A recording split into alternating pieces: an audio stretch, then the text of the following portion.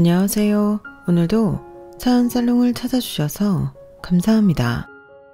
저는 8년차 프리랜서 일러스트레이터로 일하고 있는 30대 여자입니다.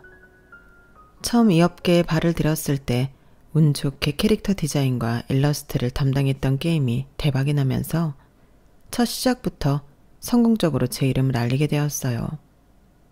많은 분들께서 제가 디자인한 캐릭터를 사랑해 주셨고 제가 가진 일러스트의 감성을 사랑해 주신 덕분에 각종 게임 회사의 일러스트는 물론이고 표지 디자인, 콜라보 전시회 등 일이 물밀듯이 쏟아지게 되었죠.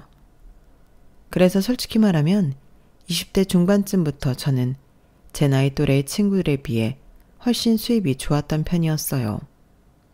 하지만 프리랜서 생활이 오래되었다 보니 그만큼 밖에서 사람을 만날 기회는 적었죠.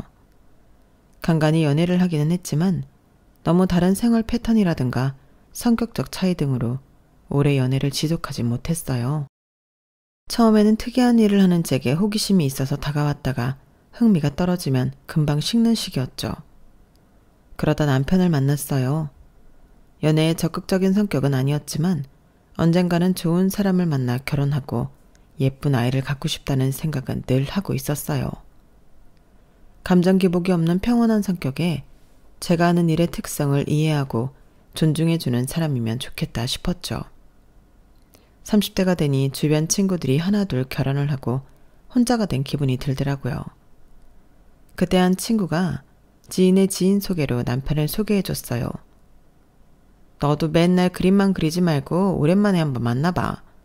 네가 좋아하는 감정 기복 없는 스타일이라고 하더라. 소개를 선호하는 성격은 아니었지만 더 늦었다가는 기회가 영영 없겠다는 생각에 만나봤어요. 그런데 친구의 말대로 정말 감정 기복 없이 평온하고 차분한 사람이더라고요. 일러스트레이터라고 들었어요.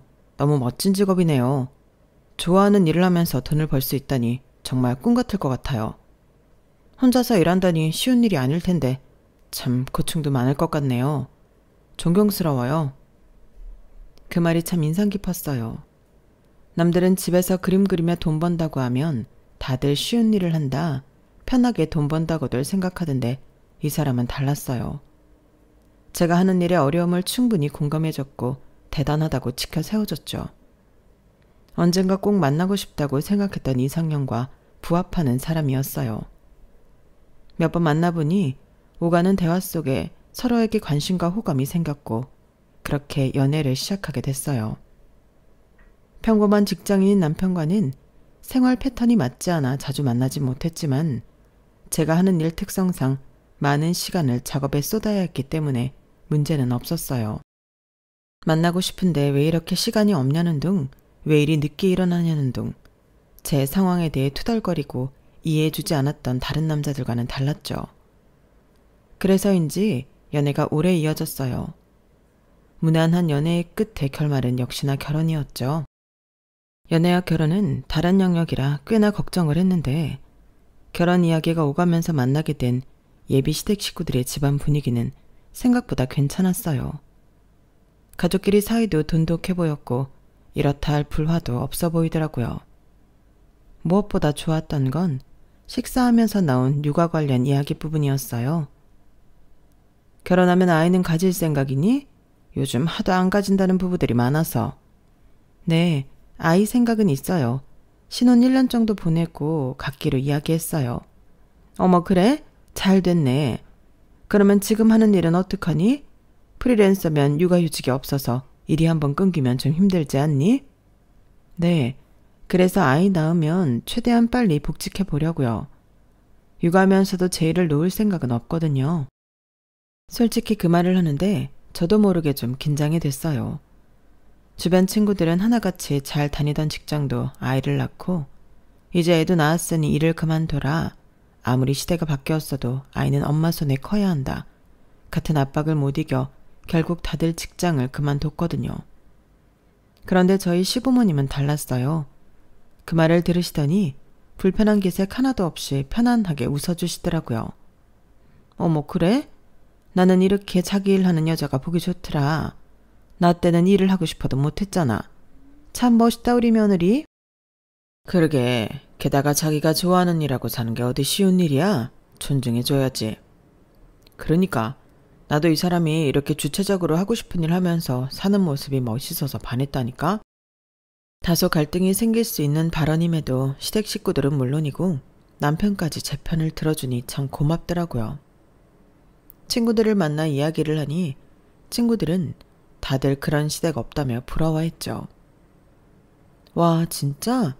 요즘 아무리 세상 변했다고 해도 시자 붙은 인간들은 안 변할 줄 알았는데. 우리 시부모님은 애 생기자마자 일 그만두라고 얼마나 난리였는지 애 떨어질 뻔했다니까? 홀몸도 아닌 여자가 무슨 직장이냐. 뱃속에 있는 애가 스트레스 그대로 다 받는다. 스트레스는 시댁에서 다 주면서 직장 관두라고 하는 게 얼마나 어이없던지. 그래도 육아휴직 써야 하니까 그때까지는 어떻게든 버텼는데 복직할 때 되니까 애 잘못되면 내 탓이라고 독설을 하는데 그쯤 되니까 진짜 불안해지는 거 있지? 그러니까 나 애 낳고도 직장 다닐 거면 그냥 애 주고 이혼하란 소리까지 들었어. 내 배 아파 낳은 내 새끼인데 잘못될까 걱정해도 내가 더하지. 암튼 시자 붙은 인간들은 뭐에 씌었나 봐. 그래도 얘네 시부모님은 다르긴 하네. 대한민국 시간이 멈춘 줄 알았는데 그래도 저렇게 정말 시대에 맞춰 깨어있는 시부모님도 계시구나. 그니까 좋겠다. 나도 내 돈 벌어 내가 쓰다가 남편 벌어온 돈 쓰려니 어찌나 눈치가 보이는지. 뭐 하나 살 때도 허락받고 눈치 보고 써야 하니 일이 너무 하고 싶어. 그냥 내가 일하고 마음 편하게 쓰고 싶다니까. 일이랑 아이 둘 다 안 놓친 여자들이 너무 존경스럽기도 하고. 친구들의 푸념을 들으면서 마음속으로 조용히 감사하게 됐어요. 결혼식까지는 참 이런 시댁을 만난 것도 내 복인가 보다 싶을 만큼 그 어떤 트러블이나 잡음 없이 흘러갔죠. 신혼 때까지만 해도 참 좋았어요. 늘 저를 존중해주고 배려해주는 시댁 덕에 명절이나 가족 행사가 피곤하거나 부담스럽지 않았거든요. 그런데 이 모든 건 임신을 하면서 달라졌어요. 정확히 말하면 임신이라기보단 제가 일을 그만두면서 시작되었죠. 임신 초기엔 모두의 축복 속에 행복한 나날을 보냈어요. 우리 부부 사이에 태어난 아기가 어떤 얼굴일까? 이 아이는 어떻게 클까? 성별은 아들일까 딸일까 생각하면서 임신 후 조금씩 달라지는 몸의 변화에도 버틸만 했어요. 하지만 임신 중기쯤 되니 도저히 그런 행복한 상상만으로는 버틸 수가 없더라고요. 오래 앉아서 눈과 손목을 많이 쓰는 일을 하다 보니 점점 피로도와 통증이 쌓여갔고 더 이상은 일을 하면 안 되겠다는 생각이 드는 시점까지 왔죠. 여보, 나 이번 달까지 마무리 작업하고 일은 더 이상 못할 것 같아. 담당자하고 이야기했어. 뭐? 일은 관둔다고? 손목도 아프고 오래 앉아 있으려니 허리도 어깨도 너무 아파. 피곤한 것도 심하고 무리하면 안 좋을 것 같아서. 근데 당신 일 그만둬도 괜찮은 거야? 프리랜서인데 남들처럼 육아휴직으로 돈을 받을 수 있는 것도 아니고 일이 또 끊겨버리는 거잖아. 나도 그래서 최대한 버틸 만큼 버티려고 해봤는데 지금은 아이가 더 중요한 게 아닌가 싶어서 진지하게 고민했어. 이번 달까진 어떻게든 마무리해볼 수 있을 것 같은데 그 이상은 힘들 것 같아. 그래? 이렇게 갑자기 그만둘 줄은 몰랐네. 이게 출퇴근하는 일도 아니고 당신이라면 악착같이 출산 전까지는 일할 줄 알았는데. 당연히 쉬라고 할 줄 알았던 예상과는 다르게 남편의 반응은 생각보다 싸늘했어요. 처음 보는 태도에 놀라고 당황스럽기까지 하더라고요. 그날은 그렇게 어영부영 이야기를 끝맺지 못한 채 넘어갔어요. 남편의 반응이 그러니 시댁에도 차마 말을 못하겠더라고요. 그래? 그래도 갑자기 그만둔다고 하니 당황스러울 수는 있지. 당분간 혼자 벌어야 된다고 생각하니 부담스러웠나 봐. 너무 안 좋게 생각하지 마. 니네 남편이나 시댁이나 그런 거 이해 안 해줄 사람들은 아닌 것 같은데? 그치? 나도 좀 예민하게 받아들인 거겠지? 남편이야 바로 자기한테 다가온 현실이니 당황해서 그렇게 반응할 수도 있을 것 같아. 시댁 식구들은 이해해 줄 거야. 네가 관두고 싶어서 관두는 것도 아니고 몸이 아파서 그런 건데. 건강한 아이 낳으려고 하는 거니까 이해하시겠지. 남편이 반응이 저러니까 시댁에도 괜히 말 못하고 있었는데 고마워. 시댁에도 얼른 이야기해야겠다. 친구가 준 용기에 그달 말 시어머니 생신 때 이야기를 꺼내기로 했어요. 하지만 시댁의 반응은 처참했죠. 아니, 벌써 일을 관두는 거니? 프리랜서는 일 한 번 끊기면 타격이 큰 거 아니니? 일하는 만큼 버는데 벌써 관두면 어떡하려고 그래? 이제 딸린 입이 하나 더 느는 건데 돈을 많이 모아둬야지. 애 낳으면 또 조리원 갔다가 애 본다고 당분간 일 못할 거 아니야. 요즘 외벌이로 사는 게 얼마나 힘든데. 출산 전까지 일하겠다고 해서 참 괜찮게 봤는데 이제 와서 좀 힘들다고 놀고 먹겠다는 거야? 일 끊기는 거 제일 싫은 건 저예요. 그런데 임신한 몸으로 하루 종일 작업하려니 체력이 정말 예전 같지 않아서 그래요. 어머님도 임신해보셔서 아시잖아요. 손목 어깨 다 무리가 오고 피곤하면 더하고 화면을 오래 보니 눈도 아프고 허리는 말할 것도 없어요. 태어날 아기 생각하면 지금부터 일을 중단하는 게 나을 것 같아서 그래요. 임신하면 몸 아플 거 모르고 그런 소리 했니? 아무튼 다 의지 문제지. 우리 때는 김장하다 애 낳고 그랬어. 기껏해야 편히 앉아서 그림이나 그리는 거면서 뭐 그리 힘든 일 한다고? 어이가 없고 서러웠지만 남편마저 저를 외면하더라고요. 어차피 더 반박해봐야 들을 생각도 없어 보여서 입을 꾹 다물었어요. 그래도 사람이 참 희망을 잃고 싶지 않은 건지 이것도 다 제가 갑자기 일을 그만둔다고 하니 온 식구가 당황해서 그런 걸 거라고 생각했어요. 시간이 지나면 다 이해해 줄 줄 알았죠. 하지만 나중에야 깨달았어요. 이해는커녕 시댁에서 일을 놓지 않는 며느리를 환영했던 이유가 어떻게든 자기 아들 힘들지 않게 하려는 이유였다는 걸요. 남들은 임신하면 일을 그만두라고 압박한다는데 저는 완전히 반대였어요. 시부모님은 어떻게든 저를 일하게 만들려고 혈안이었죠. 작업을 깔끔하게 마무리하고 몇 주간 쉬니 몸은 점차 체력을 회복했어요. 못 자던 잠도 푹 자고 음식도 직접 만들어서 건강하게 먹고 가벼운 산책을 하고 요가원도 끊어서 몸을 풀어주니 살 것 같더라고요.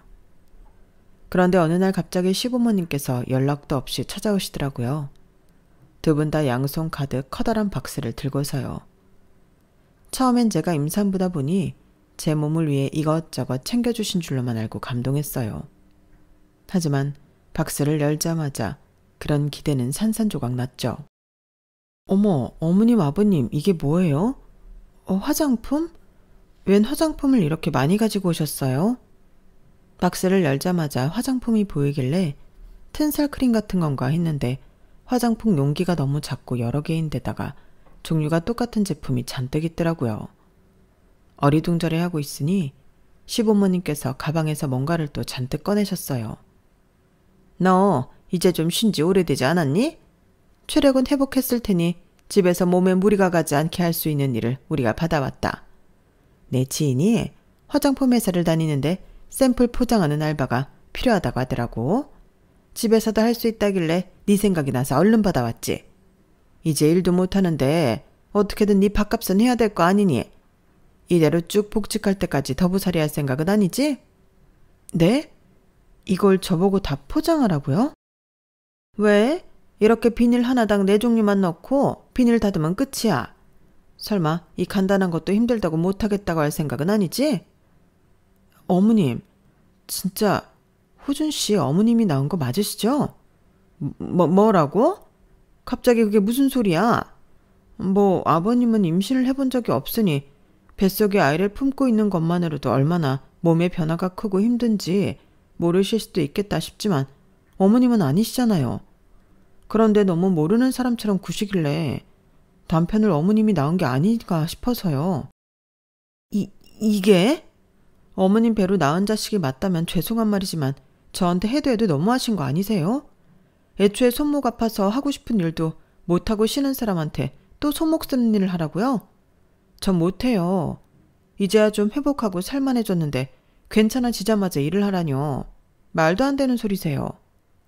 그럼 우리가 들고 온 것까지만 해. 우리도 어렵게 부탁해서 일부러 받아온 거야.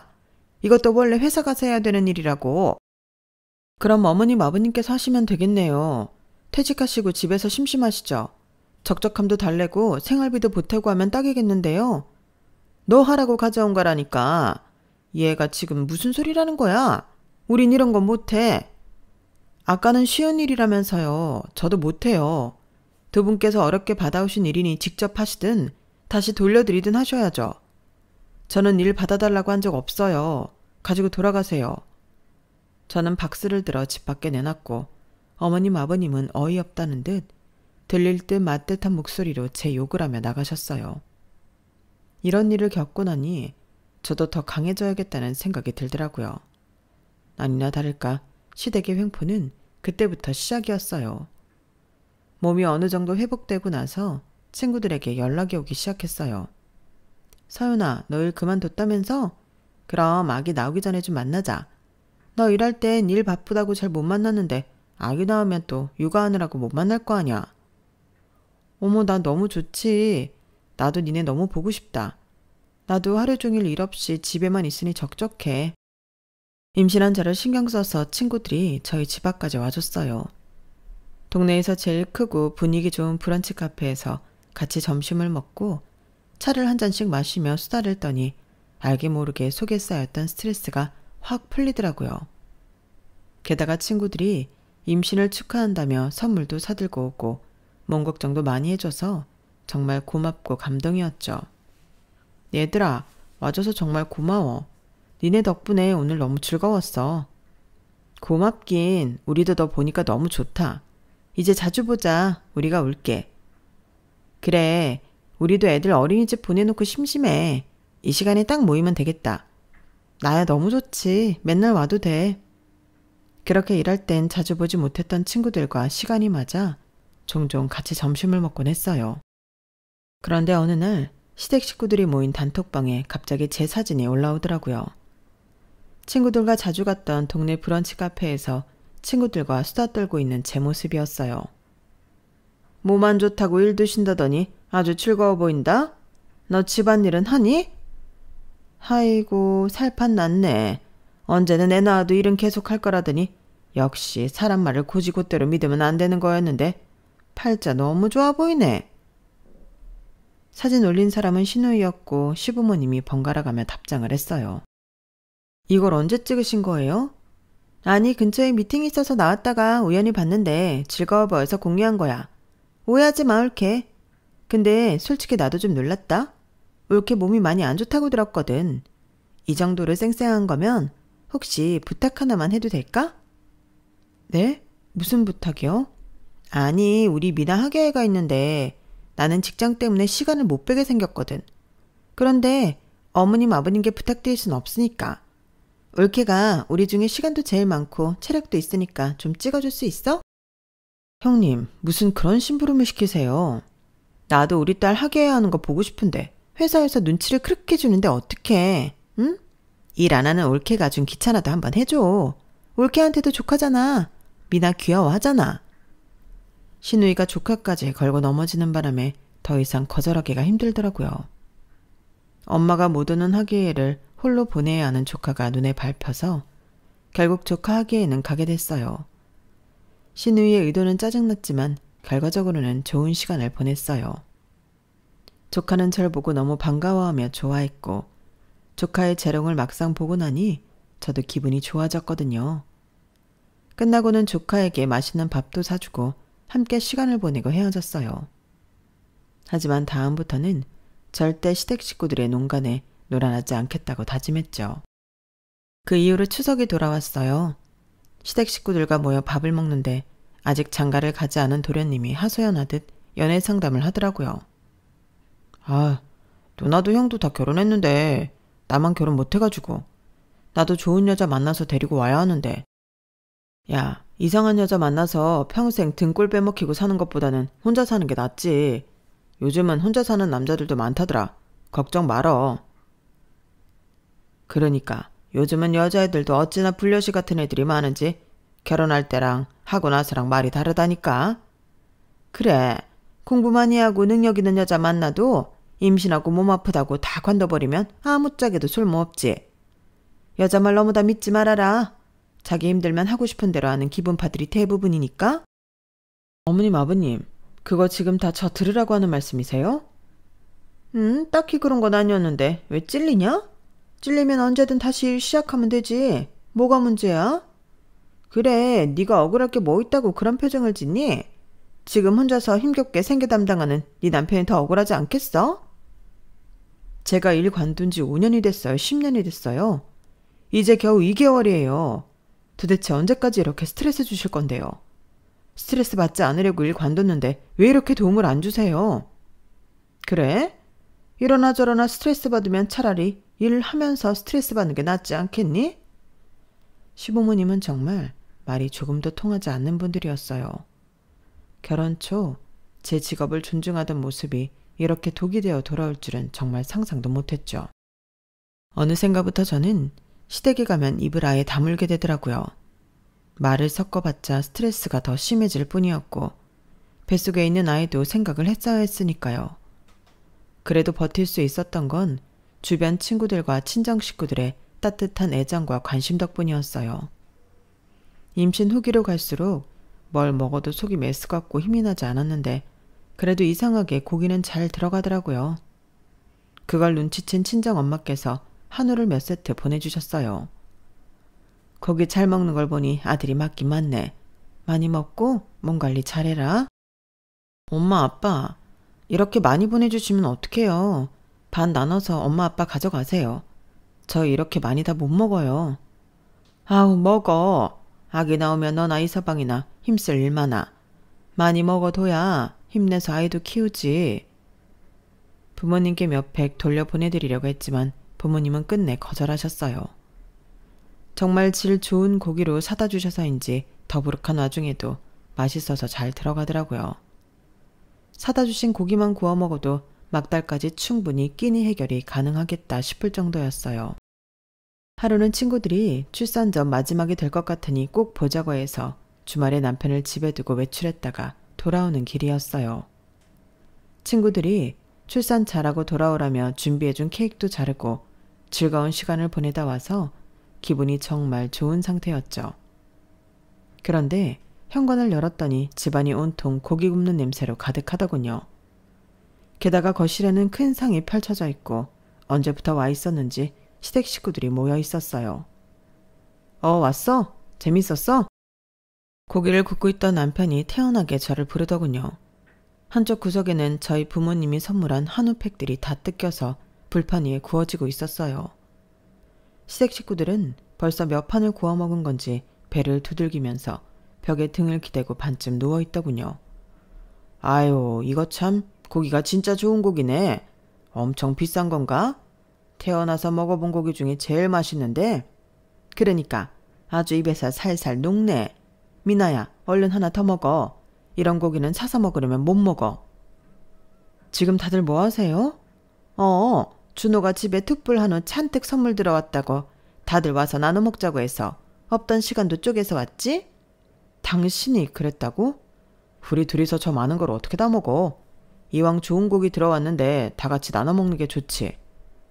그 다 같이에 시댁 식구들만 있어? 이럴 거였음 우리 부모님도 챙겼어야지. 당신 부모님은 당신이 챙겼어야지. 당신이 굳이 안 챙기길래 나도 가만히 있었던 건데? 그리고 어차피 나눠 먹을 건데 무슨 당신 식구 내 식구를 가려. 지금 그게 온 식구 다 불러서 내 몫으로 선물 받은 고기 나눠 먹은 당신이 할 소리야? 남은 건 있기나 하니? 어이가 없어 냉장고를 열어보니 제 몫으로 남은 건 한 팩도 없었어요. 어제 우리 한 팩 구워 먹었잖아. 한 팩 먹었으면 됐지. 뭘 얼마나 더 먹게? 됐어. 당신 나와봐. 어머님, 이거 저 먹으라고 친정에서 보내주신 거였어요. 요즘 고기 말고는 들어가는 게 없어서 친정에서 걱정하면서 보내주신 거예요. 어머, 그래?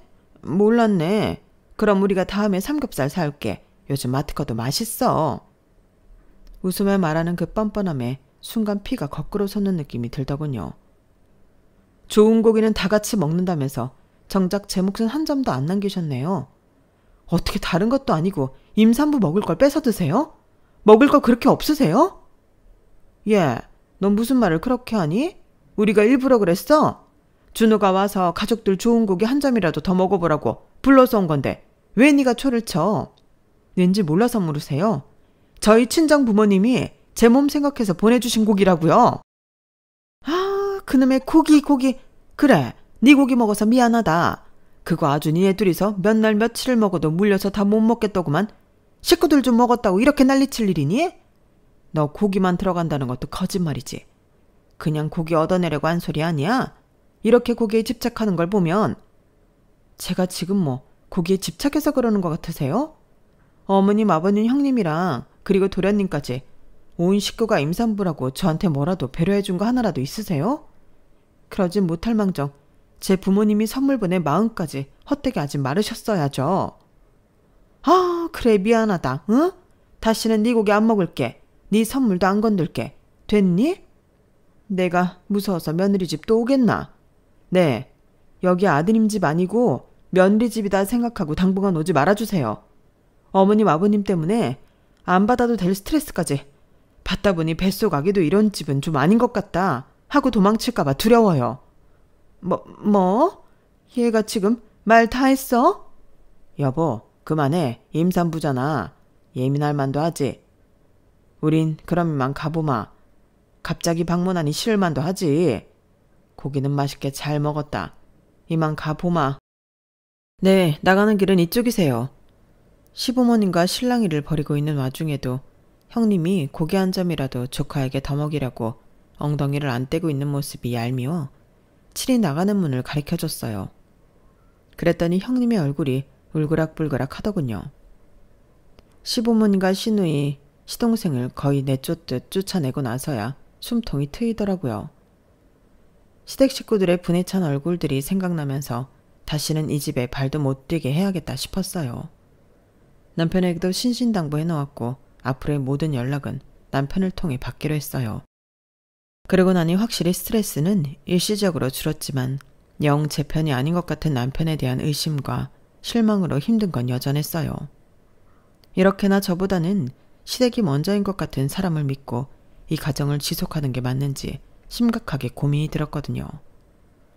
아이를 뱃속에 품어보신 분들은 아시겠지만 임신 전이면 몰라도 이 사람이 아이를 가졌다고 생각하니 남편에게서 돌아서는 것도 생각보다 쉽지 않더라고요. 임신만 아니었으면 진작에 돌아서고 각자 갈 길 갔을 사람인데 앞으로 태어날 아이 아빠라 생각하니 이렇게 홧김에 저랑 안 맞는다는 이유만으로 바로 헤어지기가 어려웠어요. 그래서 하루는 아이의 마음을 먹고 남편과 진지한 대화를 시도했어요. 남편이 제발 이제라도 정신 차리고 저와 이 아이를 위해 살아가길 바라면서요. 여보, 이제 나 임신 8개월 차야. 조금 있으면 아이 엄마가 돼. 당신도 마찬가지고. 그런데 아직도 이 집에선 나를 돈 벌어오는 기계로 본다는 게 느껴지고 그 스트레스가 너무 커서 아이한테도 영향을 끼칠까봐 걱정돼. 여보, 엄마도 그냥 당신 걱정돼서 그런 거야. 아기 낳으면 돈도 많이 들어가고 당신이 그렇게 하고 싶어하는 일도 못하게 되니까 좀 이해해주면 안 돼? 이해? 내가 지금까지 당신 식구들 이해 안 했다고 생각해? 나도 지금까지 이해만 했어. 내가 수입이 더 많다는 이유로 신혼집도 내가 사고 대출도 내가 갚고 생활비도 내 월급에서 쓰면서.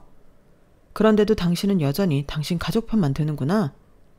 그런 게 아니라 내가 왜 편을 든다고 생각해? 당신이 나랑 내 아이를 우선시할 생각이 없다면 난 당신이랑 앞으로 살아갈 생각 없어. 여보, 벌써 그렇게 극단적으로 그래. 당신 임신해서 예민해져서 그래. 지나고 나면 별거 아니야. 다른 집들도 이 정도는 다 부딪히면서 살아. 당신 전에는 우리 부모님이 당신 일 존중해줘서 좋다며, 감사하다며. 사람이 좋은 점이 있으면 안 좋은 점도 있고 한 거지. 어떻게 다 당신 입맛에 맞는 사람들만 있겠어. 나도 노력할게. 근데 우리 식구들은 내 노력으로 바뀔 수 있는 게 아니잖아. 내가 더 잘할 테니까 우리 식구들한테 화난 건 당신도 좀 이해하고 풀어줘. 응? 그럼 진짜 마지막이야. 당신이 한 번이라도 더 나보다 당신 식구들 편 들면 그땐 우리 진짜 끝이라고. 알겠어. 저는 그때 우리가 꽤 진지한 대화를 나눴다고 생각했어요. 남편도 제가 한 이야기를 진심으로 받아들이길 바랬고 그랬다고 믿었죠. 그런데 그건 제 착각이었어요. 어버이날 시댁을 방문했을 때였어요. 남편 말대로 저도 지나고 보니 시댁에 너무 화만 낸 건가 싶은 생각이 들어 앞으로 태어날 아이를 생각해서라도 시댁과 관계를 원만하게 바꾸기 위해 노력해야겠다고 생각했어요. 그래서 시부모님을 위해 고급 화과자 선물 세트에 레스토랑 식권 그리고 용돈까지 선물을 두둑히 챙겨갔어요.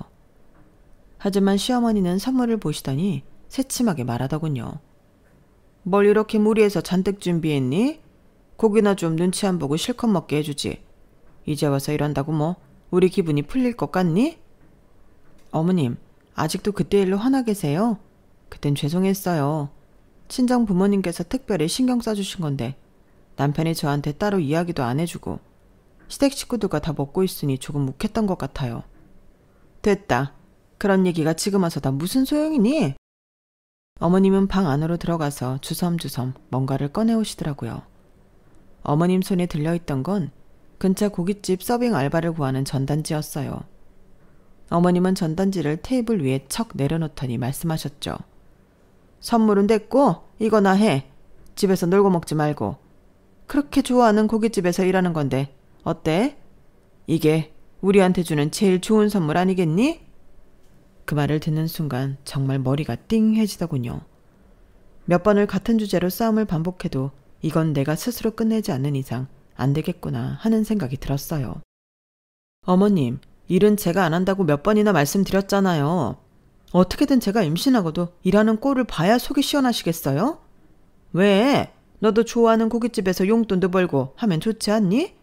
언제까지 남편 돈으로 살 거야? 그것도 마음 불편하다 너?